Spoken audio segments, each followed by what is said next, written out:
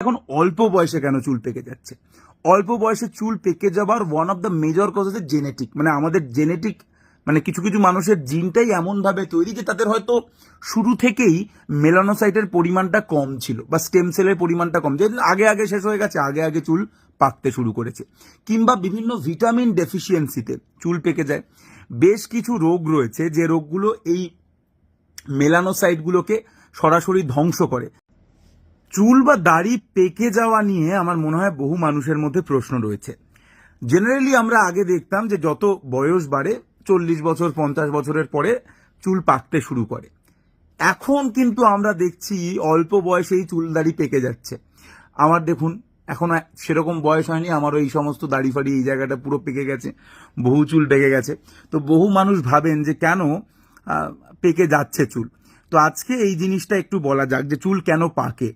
তো নর্মালি আমাদের এই যে চুল কালো কেন, তার কারণ একটা পিগমেন্ট রয়েছে, একটা রং রয়েছে যার নাম হচ্ছে মেলানিন। সেইটার জন্য আমাদের চুলের রং কালো। মেলানিন কোথা থেকে এলো? মেলানিন এলো হচ্ছে এই চুলের গোড়ায় একটা কোষ রয়েছে যার নাম মেলানোসাইট। তো সেইখান থেকে এই মেলানিন তৈরি হয় এবং তার জন্য আমাদের চুল দাড়ির রং কালো। এইবার কি হয়, নর্মালি চুল কেন পাকে?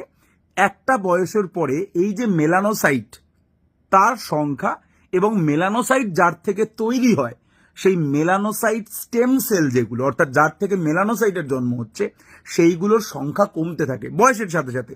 ওগুলোর সংখ্যা কমতে থাকে, যার ফলে আস্তে আস্তে মেলানিনও কম তৈরি হয় এবং আমাদের চুল পাকতে শুরু করে।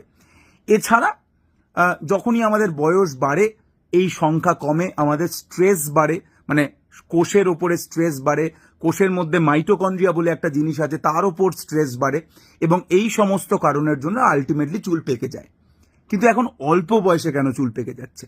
অল্প বয়সে চুল পেকে যাবার one of the major cause হচ্ছে জেনেটিক। মানে আমাদের জেনেটিক, মানে কিছু কিছু মানুষের জিনটাই এমনভাবে তৈরি যে তাদের হয়তো শুরু থেকেই মেলানোসাইটের পরিমাণটা কম ছিল বা স্টেম সেলের পরিমাণটা কম, যে আগে আগে শেষ হয়ে গেছে, আগে আগে চুল পাকতে শুরু করেছে, কিংবা বিভিন্ন ভিটামিন ডেফিসিয়েন্সিতে চুল পেকে যায়। বেশ কিছু রোগ রয়েছে যে রোগগুলো এই মেলানোসাইটগুলোকে সরাসরি ধ্বংস করে, যার জন্য মেলানিন তৈরি হয় না এবং চুল পেকে যায়। এটা নিয়ে আমি আগেও বলেছিলাম, যেটাকে আমরা ভিটিলিগো বলি, শ্বেতি বলি। তো সেইখানেও আমরা দেখি কিন্তু চুল পেকে যায়, কারণ মেলানোসাইট ধ্বংস হয়ে যায় সেই রোগটাতে। এছাড়া যারা অতিরিক্ত স্ট্রেস নেন তাদেরও চুল পেকে যায়।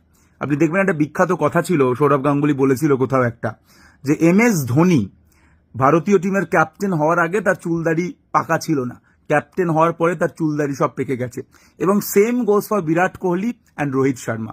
তো অ্যাকচুয়ালি যখনই আমরা চাপ নিই তখনই আমাদের চুল পাকতে শুরু করে। আমি যদি আমার কথা বলি, আমার আজ থেকে 3 বছর আগে চুল পাকা ছিল না।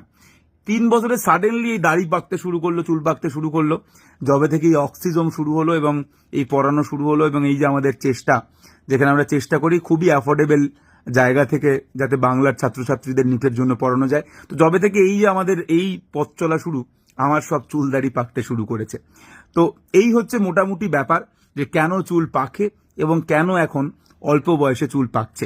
তো অল্প বয়সে চুল পাকার কারণ তাহলে বললাম জেনেটিক কারণ হতে পারে, স্ট্রেস হতে পারে যেটা কোষের ওপর চাপ দিচ্ছে, এছাড়া বিভিন্ন রকম রোগ, ভিটামিন ডেফিসিয়েন্সি, এই সমস্ত জিনিসে চুল আগে আগেও পেকে যেতে পারে। তো এই হচ্ছে ব্যাপার। যদি আপনি এটা নিয়ে খুব চিন্তিত হন চুল পাকা নিয়ে, তাহলে অবভিয়াসলি আপনি যে ডাক্তারবাবুকে দেখাবেন তিনি হচ্ছেন যিনি স্কিন বিশেষজ্ঞ, মানে ডার্মাটোলজিস্ট। আশা করি যে আজকের ভিডিও আপনাদের অনেকেরই ভালো লাগবে। অবশ্যই ভিডিওটা শেয়ার করবেন এবং এরকম আরও ভিডিও দেখতে চাইলে অবশ্যই ডক্টর লুজারকে ফেসবুক, ইউটিউব, ইনস্টাগ্রামে ফলো করবেন।